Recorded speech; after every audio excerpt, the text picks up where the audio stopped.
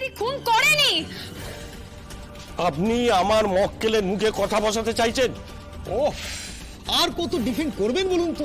আর কোনো প্রমাণ নেই আপনাদের কাছে? আদি, এই আদি, কথা বলো। এর মধ্যে দাঁড়িয়ে আছো কেন তুমি? তুমি তো খুন করোনি, তোমার এত কিসের ভয়? কি জন্য তুমি বলতে পারছো না?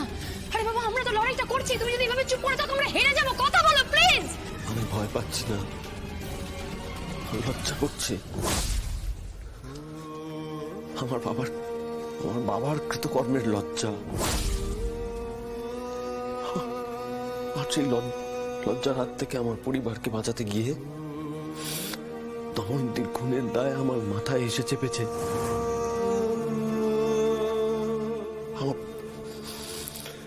আমার বলার কিছু নেই। আমি সেটা একটা কথাই বলতে চাই, তোমরা বিশ্বাস করো আমি খুনটা করিনি। এইটুকু বলতে তুমি এতক্ষণ সময় নিলে আদি?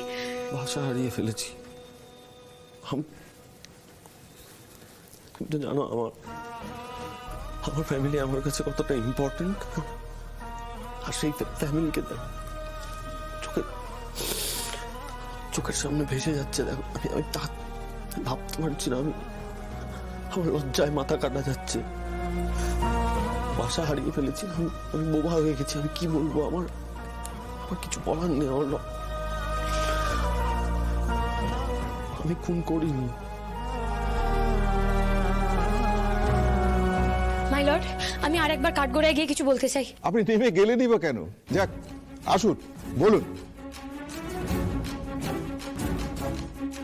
মাই লর্ড, হতেই তো পারে যে আদিদেব লাহিড়ীকে যে ফাঁসিয়েছে আর দময়ন্তী, মানে এরা দুজনেই একই মানুষের ভিকটিম। দময়ন্তীকে কেউ খুন করেছে আর সেও আদিদেব লাহিড়ীকে ফাঁসাতে পারে। ইচ্ছা করে হয়তো মার্ডার ওয়েপেনে আদিদেবের হাতের ছাপ বসানো হয়েছে। হতেই তো পারে এটা। আপনি হাসছেন? খুব ক্রাইম থ্রিলার দেখেন তাই না? তা আপনিও তো এত বছর ধরে ক্রিমিনাল লয়ার, আপনি জানেন না কিছু কিছু মানুষের জীবন এমন হয় যেটা দেখলে কোনো কিছু ক্রাইম থ্রিলারের থেকে কম মনে হয় না? মানছি।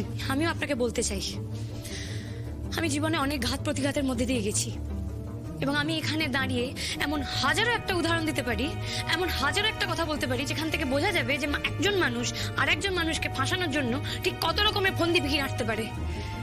সেসব জেনেই আমি বলছি, মাই লর্ড, আদিদেব লাহিড়ীর হাতের ছাপ মার্ডার ওয়েপেনে পাওয়া যেতেই পারে, কিন্তু সেটা তার মানে এটা নয় যে মার্ডারটা ও করেছে।